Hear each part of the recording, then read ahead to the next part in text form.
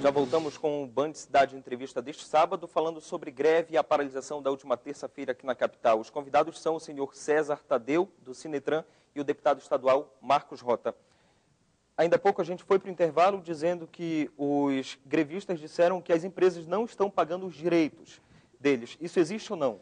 Olha, eu não acredito. E posso lhe dizer pela minha, né, pela Auto Ônibus Líder Limitada. Todos o INPS, Fundo de Garantia, tudo dos meus funcionários estão em dia.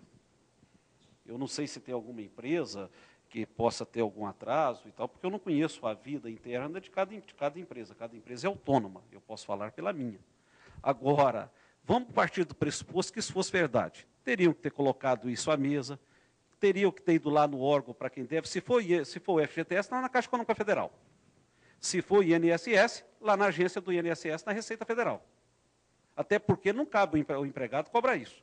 Quem tem que cobrar, se for INSS, através da fiscalização do Ministério do Trabalho, a Caixa cobra. Então foi infantil. Se for INSS, através da fiscalização conjunta da Receita Federal. Até porque também tem aí os planos de parcelamento, refis e tudo mais, que é um direito legal do empresário.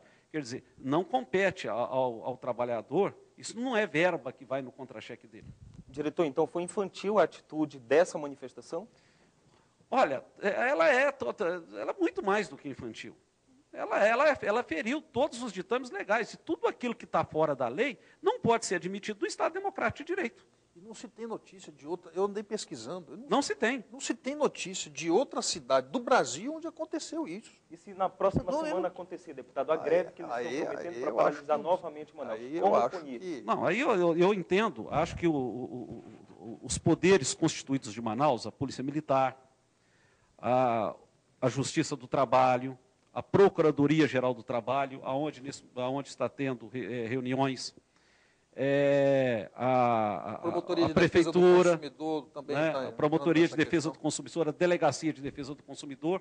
Então, eu não acredito, eu acho que essa declaração dessa pessoa, eu quero acreditar que ela foi feita num ímpeto, num momento de emoção, num ímpeto ali, talvez no meio da turma, porque você sabe quando se inflama uma turma de pessoas, as pessoas se exaltam, e cada pessoa reage de uma forma. Às vezes falta o bom senso, depois a pessoa cai na real.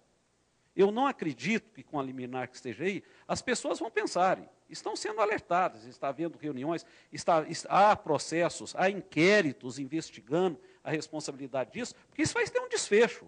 A sociedade vai receber uma resposta do poder de polícia do Estado e das instituições, por que isso aconteceu, quem são os responsáveis por isso? Não tenha dúvida disso. Mas agora, isso os poderes constituídos devem à coletividade. Diretor, agora a grande dúvida que fica, deputado, também é a questão da punição. Como eles serão punidos, já que são uma classe que já foi um dia mais organizada, porém hoje, mesmo com a falta de organização, é muito unida? O Ministério Público, através da doutora Sheila Andrade, que é a promotora de defesa do consumidor, da promotoria do Ministério Público, abriu o inquérito civil para exatamente coletar todas essas informações. É como se fosse um serviço de inteligência que está sendo monitorado pelo Ministério Público Federal. Identificando os culpados, eu não tenho dúvida alguma de que o Ministério Público, através da doutora Sheila, vai ingressar na Justiça com uma ação civil pública, aí sim pedindo punição aos culpados. Eu não quero acreditar que essas pessoas que viram o mal que fizeram a uma cidade como a cidade de Manaus, vão ousar a fazê-lo novamente. Mas onde é que entra agora nossas autoridades que a gente acredita sempre? Vereadores e deputados, no caso. Olha, essa é uma questão municipal, né? A Assembleia participa das discussões no transporte coletivo, porque nós, deputados estaduais, aprovamos a redução de ICMS no óleo diesel que abastece as empresas do sistema de transporte coletivo. Eu, particularmente, já pedi por diversas vezes um estudo detalhado a respeito disso, porque a informação que a Comissão de Defesa do Consumidor da Assembleia tem é de que na cidade de Manaus, com a tarifa a R$ 2,75, com o subsídio do governo do Estado, e nós estamos falando de milhões e milhões de reais por ano, que a sociedade amazonense abre mão em favor das empresas do sistema de transporte coletivo, que outras cidades brasileiras, onde não existe esse subsídio, a tarifa do transporte coletivo é mais barata do que na cidade de Manaus. Então, é um assunto para a Assembleia Legislativa. Mesmo sendo da esfera municipal, eu creio, e tenho uma opinião formada a respeito disso, de que tudo isso que está acontecendo na cidade de Manaus é reflexo da perda do controle por parte da Prefeitura. A Prefeitura, nos últimos anos, vem agindo com muita fraqueza no controle, no gerenciamento do sistema de transporte coletivo de Manaus. Diretor, a gente tem conhecimento que um sindicato, como é o Sindicato dos Rodoviários, movimenta cerca de R$800 mil por mês. A briga por essa direção do sindicato, estaria nesse âmbito também, de querer tomar o poder da máquina? Eu acho que eles movimentam essa cifra toda. Lógico que é uma cifra alta. Agora, eu não poderia fazer uma afirmação dessa, né? Agora, o que eu posso dizer, isso vai caber ao Poder Judiciário. Dizer à promotoria, os delegados que estão investigando, dizer quem é o culpado e oferecer essas competentes denúncias, seja no inquérito civil público e nas ações criminais, né? Como diz o deputado, a cidade... Agora, nós temos que dizer o seguinte, nós não podemos culpar a Prefeitura, eu discordo, deputado, porque o trabalho feito pelo prefeito Amozonino Mendes para melhorar... Isso aqui estava um transporte falido. A Prefeitura ela tem um serviço de inteligência que falhou. A Prefeitura tem um serviço pago com recurso público de inteligência para identificar isso. Eu até, como uma pessoa que já fui secretário municipal, né, em Minas Gerais e Uberaba, não vejo como culpar a Prefeitura. Por exemplo, o deputado tocou na questão do ICMS do diesel. Esse benefício, deputado, é só pegar a planilha de custo. Não precisa de melhores estudos. Ele é dado à população. O preço do óleo diesel está na licitação, isso foi discutido e tal. O preço do óleo diesel colocado na planilha de custo é sem o ICMS. Ele não é benefício para a empresa, ele é benefício no custo da tarifa. Então nós podemos retirar isso, a Assembleia pode revogar. Aí você vai recalcular a tarifa. É muito simples, se o senhor pegar lá a tarifa, a planilha de custo, o senhor tira o preço do óleo diesel sem o ICMS, coloca o ICMS e vê para quanto vai a tarifa. Mas se não tiver isenção do ICMS, para quanto vai a tarifa em Manaus? É só ter que fazer o cálculo. Mas hoje nós estamos em 2,75. Se eu tivesse... O senhor acha que ia para R$3? Ou um pouco mais, ou um pouco menos. Mas onde nós temos tarifa de R$3 no Brasil? Tem em vários lugares do Brasil. Rio de Janeiro, São Paulo, temos... Eu vou dizer para o senhor, Limeira. Agora, o senhor está esquecendo que em Manaus hoje nós temos a frota mais nova do Brasil. Você tem uma ideia? Você vai hoje, eu levo o senhor comigo. Mas hoje, nós estamos falando de hoje, mas a população paga ônibus velho há décadas na cidade de Manaus. A tarifa só começou a cobrar. E há muitos anos paga uma tarifa alta para andar em ônibus velhos, em ônibus que pregam pelas ruas da cidade de Manaus. Se o senhor tem uma ideia, hoje eu levo o senhor. Em ônibus que chove mais dentro do que fora. Por aí vai. Eu convido ao senhor... Diretor. Não, eu tenho que responder. Vamos lá, então termine que a gente volta para a greve. Eu levo o senhor hoje a São Paulo, na Avenida Paulista, e lhe provo que o ônibus 2005, que saiu de Manaus agora no final do ano, está circulando em São Paulo, onde a tarifa é R$3,30. E está emplacado em Manaus ainda. Eu lhe digo porque eu cedi os ônibus para lá. Bom, se é para a gente fugir um pouco do assunto, aqui, por exemplo, nós tivemos empresas que ele representa, que pegaram recurso público e maquiaram ônibus na cidade de Manaus.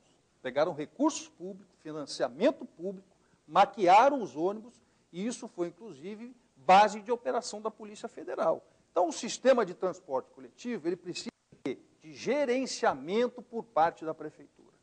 A Prefeitura tem a obrigação de gerenciar e gerenciar bem o sistema de transporte coletivo. E não é no final de uma gestão, no final de uma administração municipal, que agora se vem com esta informação de que a tarifa é R$ 2,75, porque nós temos a tarifa mais, a frota mais nova do país. Quantos e quantos anos o cidadão, o consumidor do transporte coletivo, passou andando em ônibus velho na cidade de Manaus, pregando pelas ruas da cidade de Manaus e pagando uma tarifa alta? Pois é, mas vamos aí não voltar, se pode só para encerrar, diretor.